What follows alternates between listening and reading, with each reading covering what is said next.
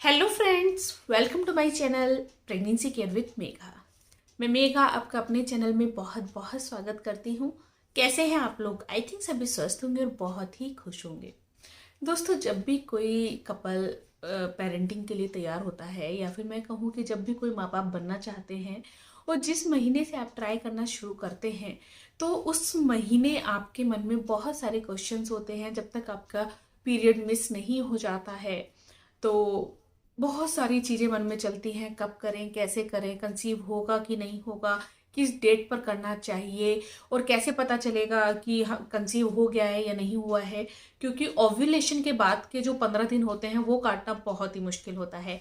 तो आज के इस वीडियो में मैं उन लोगों के लिए पूरी जानकारी लेकर आई हूँ जो इस बारे में जिनको नॉलेज नहीं है और वो सोचते हैं कि किस डेट पर करने से कब कंसीव होगा या फिर कब कैसे पता चलेगा कि कंसीव हो गया है या नहीं हो गया है।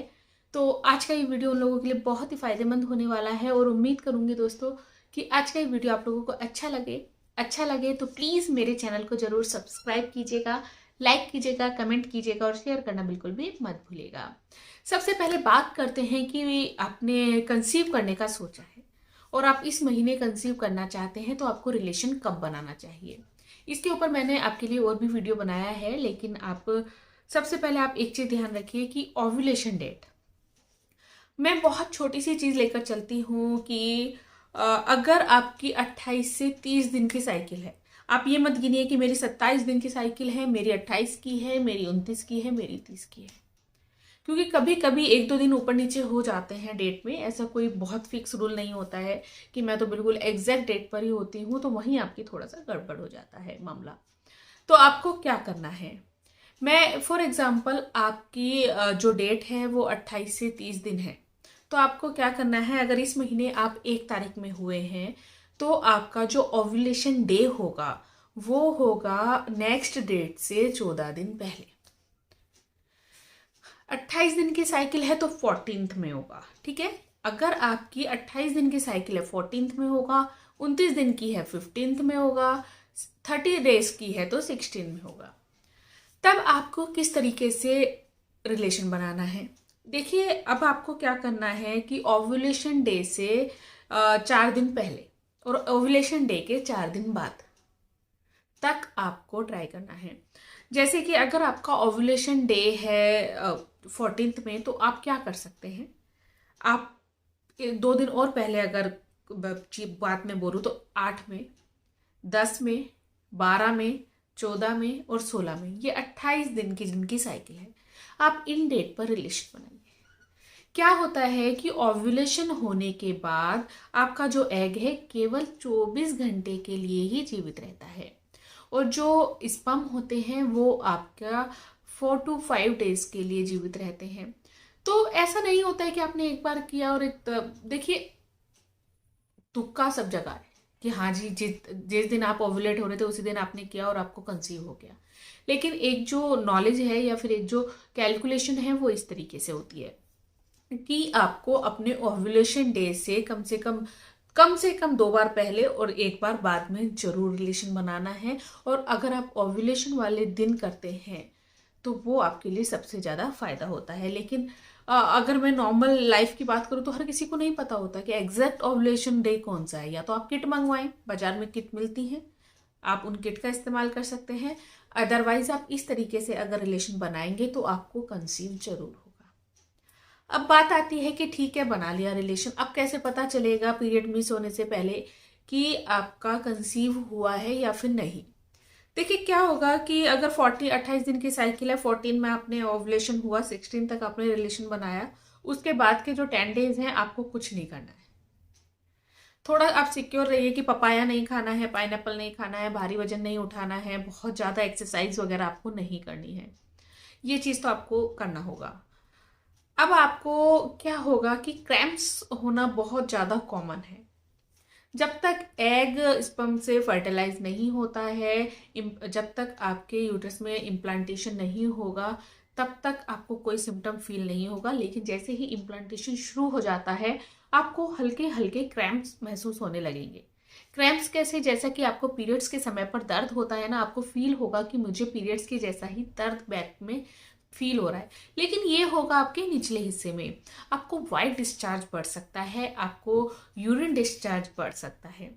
लेकिन जो आपका पीरियड का दर्द होता है वो आपने को देखा भी होगा या नोट किया होगा, आपके पीरियड वाले दिन या उससे एक दिन पहले शुरू होता है। लेकिन इम्प्लांटेशन का जो क्रैम्प्स होते हैं वो आपके 2 days बिफोर योर पीरियड। मान लिया कि अगर आपको 28 तारीख में नेक्स्ट पीरियड होना है तो आपको वो क्रैम्प्स 25-26 में फील होंगे, और भी पहले भी फील हो सकते हैं। जितनी जल्दी इम्प्लांटेशन होगा उतनी जल्दी आपको क्रैम्प्स फील हो सकते हैं। लेकिन बेसिकली जो होता है इम्प्लांटेशन आपकी डेट से 3 से 4 दिन पहले ही होता है काफ़ी केसेस में। तो आपको जो क्रैम्प्स हैं वो फील हो सकते हैं, और ये क्रैम्प्स बहुत लंबे समय तक नहीं रहते हैं। ये मैक्सिमम तो आपका कुछ घंटे बाद ही ठीक हो जाएंगे, और कभी कभी क्या होगा 1 से 2 दिन मैक्सिमम आपके ये क्रैम्प बिल्कुल गायब हो जाते हैं। उसके बाद क्या होगा, पीरियड नहीं आ रहा है, अभी क्रैम्प्स भी बंद हो गए हैं, अब आपको फील होने लगेंगे प्रेगनेंसी सिम्टम। हो सकता है कुछ लोगों को फील हो और हो सकता है कुछ लोगों को फील ना भी हो।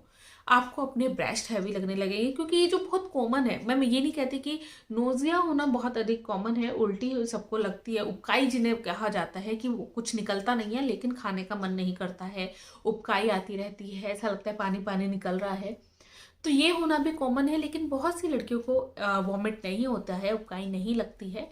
तो ब्रेस्ट सोर हो जाना बहुत ज़्यादा कॉमन है। आपको ब्रेस्ट साइज इंक्रीज लगने लगता है, ब्रेस्ट में हल्का हल्का आपको दर्द महसूस होने लगता है। ये जो सिम्टम होते हैं ये आपको अपनी बॉडी में दिख सकता है। कभी कभी बॉडी में बहुत अधिक थकान महसूस होना, फीवर जैसा लगना भी हो सकता है। लेकिन आपको क्या ध्यान रखना है, अगर आपको फीवर लग रहा है तो तुरंत आपको अपनी मर्जी से दवाइयाँ नहीं खानी है। आपको केवल उन दवाइयों का सेवन करना है जो प्रेगनेंसी में सेफ होती हैं और जिनको खाने से आपकी प्रेगनेंसी में कोई भी कॉम्प्लिकेशन ना हो, क्योंकि अभी आपकी प्रेगनेंसी बहुत ज़्यादा नाजुक स्थिति में होती है। तो ऐसे में अगर कोई आप ऐसी दवाई खा लेती हैं जो अबॉर्शन में मदद करती है, तो आपको ऐसी दवाई खाने से बचना चाहिए अगर आप कंसीव करने के लिए ट्राई कर रहे हैं। नेक्स्ट क्वेश्चन आता है कि एक्साइटमेंट इतना होता है कि आप प्रेगनेंसी टेस्ट करने के लिए नहीं रुक पाते हैं, तो प्रेगनेंसी टेस्ट कब करना चाहिए? देखिए, ये जो किट आती है, अब डॉक्टर्स के पास जाने की अगर मैं बात करूँ तो डॉक्टर्स के पास आप तभी जाते हैं जब आपकी डेट मिस हो जाती है, और उसके भी 1 हफ्ते बाद आप डॉक्टर के पास जाते हैं।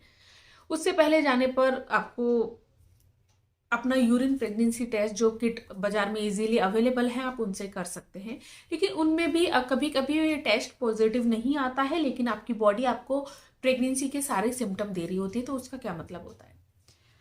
उसका मतलब ये होता है कि जब इम्प्लांटेशन होता है तो आपकी बॉडी में प्रोजेस्टेरोन की जो मात्रा है वो इंक्रीज होती है, तो उसके कारण आपका एचसीजी लेवल इंक्रीज होता है। जब तक आपकी बॉडी में इतना एचसीजी लेवल नहीं होगा जो यूरिन टेस्ट में आ सके, तब तक आपका टेस्ट नेगेटिव रहेगा। तो अगर 28 दिन की साइकिल है और 1 तारीख में आप हुए थे, तो ऐसा नहीं है कि आप तुरंत 28 में या 29 में टेस्ट कर लें। आप कम से कम वो पूरा महीना, अगर 31 का महीना है तो आप पूरा महीना रुकिए, उसके 2 से 3 दिन बाद आप टेस्ट कीजिए, तब आपका टेस्ट हमेशा पॉजिटिव आएगा अगर आप प्रेग्नेंट हैं। क्योंकि कभी कभी क्या होता है कि कुछ लोगों का एचसीजी लेवल इंक्रीज अच्छा हो जाता है, उनको तो लाइन दिख जाती है, फैंटेसी लाइन दिखती है, हल्की लाइन, उसमें कोई परेशानी नहीं है, वो केवल एचसीजी के लेवल को दिखाती है।